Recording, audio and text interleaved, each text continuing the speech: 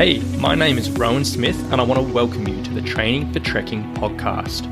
Now, this is the world's very first podcast which is entirely dedicated to helping you train, prepare and conquer your upcoming hike, trek or mountain adventure.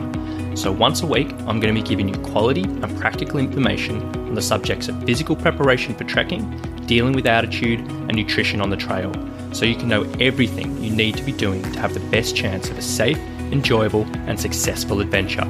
So now you know what you're in for. Let's get into today's episode. Hello guys, and welcome to another episode of the Training for Trekking podcast. Today we're talking about how to prepare your body for descents. Now, this is a subject which isn't often talked about. Quite often in the hiking and trekking world, we talk about how to prepare for elevation, and mainly for the fact that how can we get ourselves ready to walk uphill or walk upstairs all day. And while that is very, very important, quite often the fact of walking downhill can be quite a lot harder and more strenuous on the body than going uphill. And quite often it gets lost in the process of preparing the body for this particular situation. Now, this was inspired from a trip report we had on the Training for Trekking and Hiking Facebook group. And Dave, who's a long-time member, has just been off and conquered the Kokoda Trail. And we asked him how it all went and if he had any recommendations for people who were training for a similar trek. And he said it went all fine. He had a really, really good time. The training paid off. But one thing that he would recommend and what he would do differently next time is focus on the downhills and focus on training for the downhills. Because he said while the whole thing was tough, he did genuinely struggle on the downhill sections the most.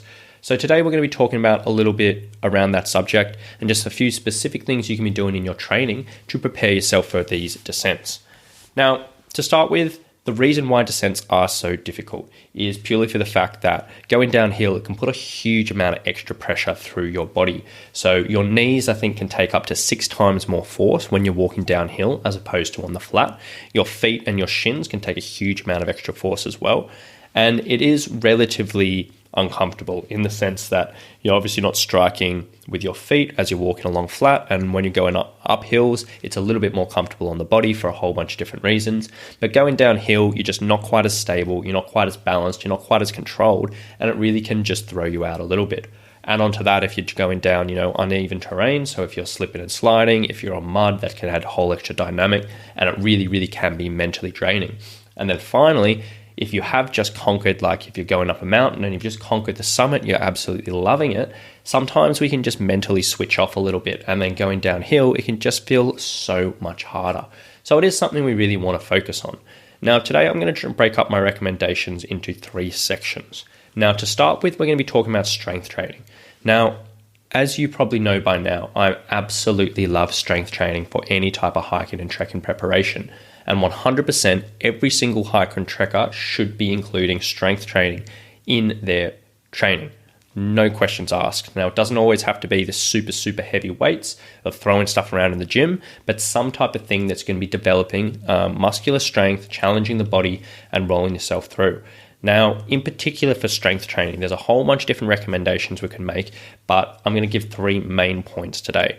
Number 1 is if you are trying to prepare for descents, in your strength training, you really, really want to pay attention to what's called the eccentric portion of every single movement. Now, a little bit of science here. Every single muscular contraction you do and every single movement you do in the gym has both an eccentric and a concentric portion to it. Now, a concentric portion is when the muscle is contracting while it's shortening. So if you're doing, say, a bicep curl and you start with the weights by your sides, as it comes up, and as you bring the weight up, that's a concentric contraction as that muscle gets shorter as it contracts. That's the same thing as a squat. As you're pushing from the bottom of a squat, as you're pushing up, your muscles are contracting and you're pushing yourself up. And that's called a concentric contraction. 9 times out of 10, people who don't have a huge amount of experience in the gym, they think that is all you need to concentrate on. And the other half of it, which is the lowering portion, tends to get neglected a little bit.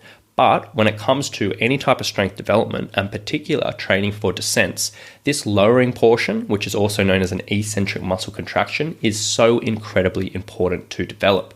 Mainly for the fact is when you're stepping down on a descent, your quadriceps, which are the big muscles in the front of your thighs, they're going to be doing that eccentric muscle contraction every single step you take, meaning every single step you take is going to be contract to try and slow you down to stabilize, but the muscle is going to be lengthening. So you really, really need to train and develop this so the body can be ready to be able to do this for, half an hour, 2 hours at a time. And so you don't end up with those massive jelly legs halfway through your descent and just absolutely fall to bits. Now, you can get very, very complicated with this, but to keep things really, really simple, every single strength exercise you do in the gym, I want you to not only concentrate on the concentric or the pushing or the pushing phase, but you also want to concentrate on the lowering phase. And in your head, when you're doing that lowering phase, you want to count 4 seconds out in your head and really, really keep it slow. Now, for example, what this would look like is when you're doing a squat. If you're standing up the top of the squat and you're going down to the bottom of a squat, so you're slowly lowering yourself down, you'll count in your head, you go 1, 1,000, 2, 1,000, 3, 1,000, 4, 1,000. Then you push your way up, yourself back up to the top, and you do that again. Same thing with a lunge. If you're going down in a lunge, exactly that same thing. Or if you're doing a deadlift, if you're doing a Romanian deadlift and you're bending over and you're pushing your hips back as you're lowering that weight and lowering that resistance, 4 seconds at least on the way down. Now, what this is doing is it's overloading that eccentric portion. It's making sure you're getting a little bit of muscular development in that particular situation, and it's incredibly, incredibly beneficial. Now, one thing I will mention is this stuff can make you a little bit sore the next day. What it does is it does quite a bit of muscle damage in a good way, but it does develop quite a bit of muscle soreness in the day after or the 2 days after. So if you are doing this type of training, ease yourself into it. If you do pull up sore afterwards, don't be too alarmed. It's pretty normal, but just be aware of that. So eccentric training on eccentric contractions every single time you're doing your strength training is incredibly, incredibly important and incredibly beneficial to help you get down the mountain. Now, one of my favorite exercises for this particular situation, training for descents, are forward lunges, which everyone sort of knows a lunge where you step forward, on one leg, lower your knee down and pop yourself back up. There's a whole bunch of different ways to do it. You can do a split squat where you just have 1 foot 2 feet planted and just straight up, straight down. You can do a reverse lunge where you're stepping back. You can do a walking lunge where you're walking. In particular, forward lunges are great purely for the fact that they train the body to protect against that force as you're landing, and it trains the body to decelerate as it goes through. So as you step forward, as you're pushing down, those quadriceps are just making sure you don't completely fall down to the floor and making sure you're keeping it controlled all the way through. Now, this is a really, really beneficial for training for downhills because it more or less does exactly the same thing.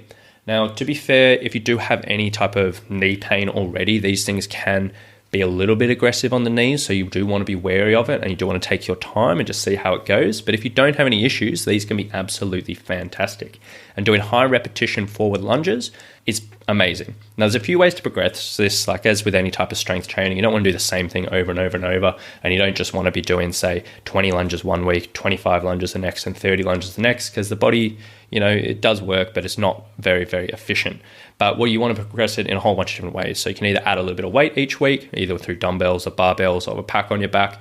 One of my favorites in this situation is doing what's called a deficit lunge. So you would do, say, 4 weeks of forward lunges, 4 weeks of forward lunges with a little bit of weight, and then you'd get a step, you'd get a plate, or you'd get some type of raise, which is maybe an inch or two. You'd stand on that plate, and then you'd lunge off that plate. So you have a little bit extra range, and it sort of simulates that going downhill where you're sort of stepping beneath the parallel, and it can be really, really effective. Again, can be pretty aggressive on the knees if you don't have great knees, so be quite wary of that if you do have a history of that, but if not, can be absolutely amazing.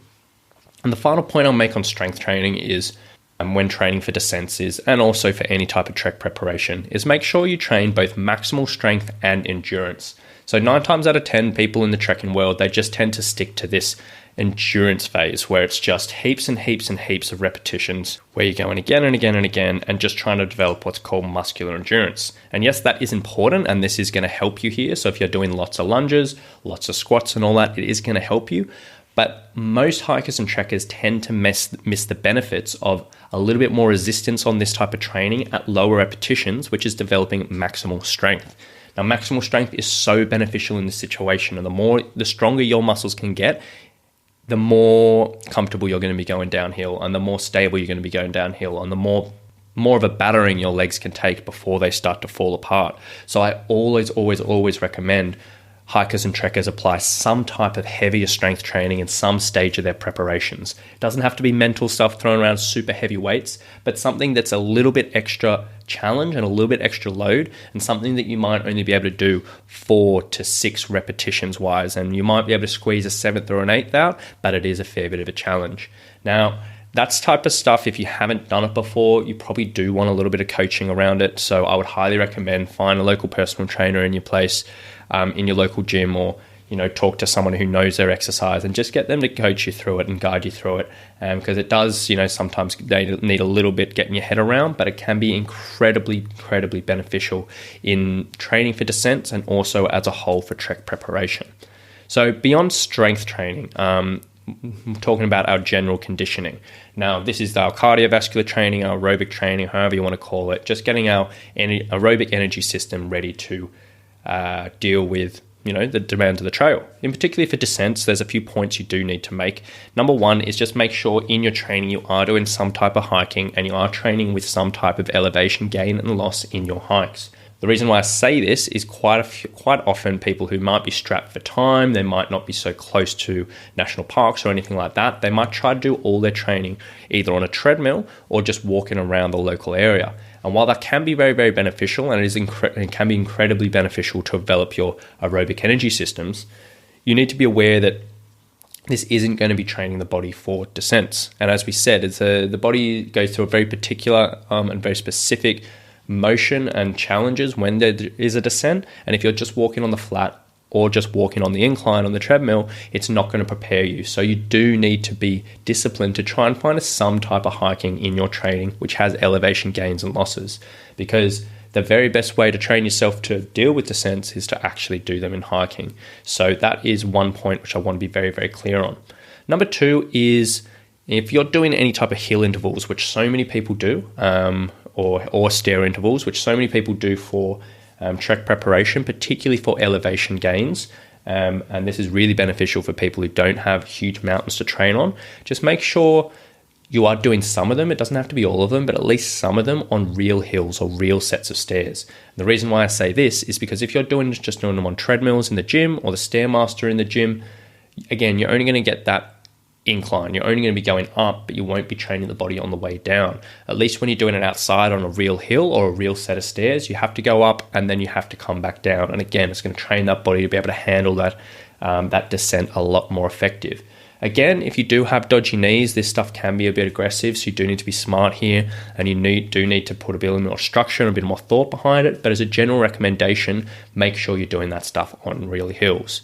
And then finally, when you are doing this type of stuff, whether it's just your hiking or whether it's just your hill intervals or stair intervals, please do make sure you warm up before. And in particular, if you do have tight ankles or hips, make sure you are mobilizing them with a couple of active stretches before you go.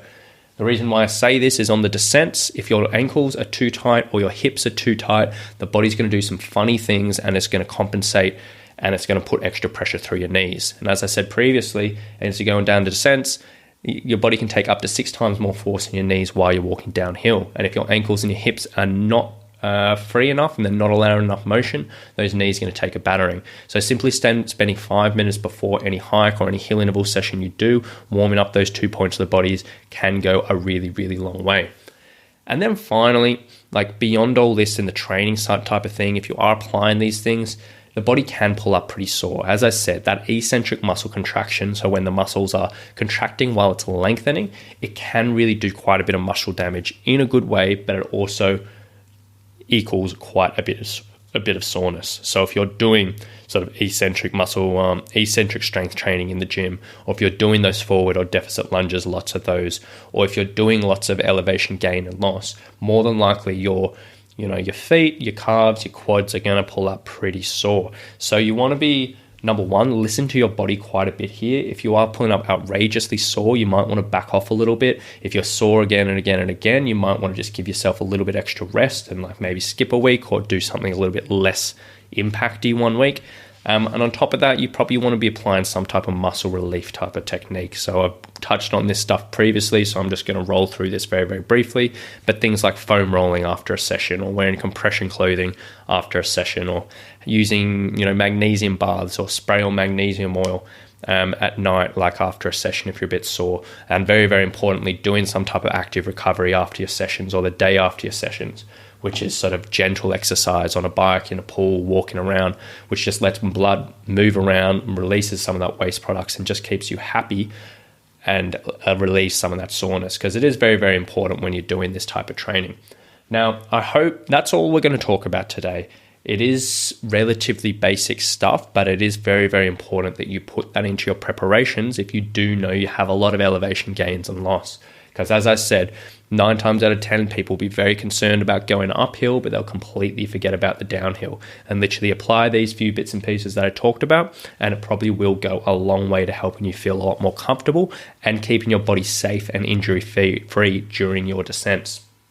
Now, if you do have any questions about this, or you are interested in learning how to apply this into your training and how it's part of a structured program, please do feel free to reach out to me at any time, rowan@summitstrength.com.au, or go through my website and reach out there.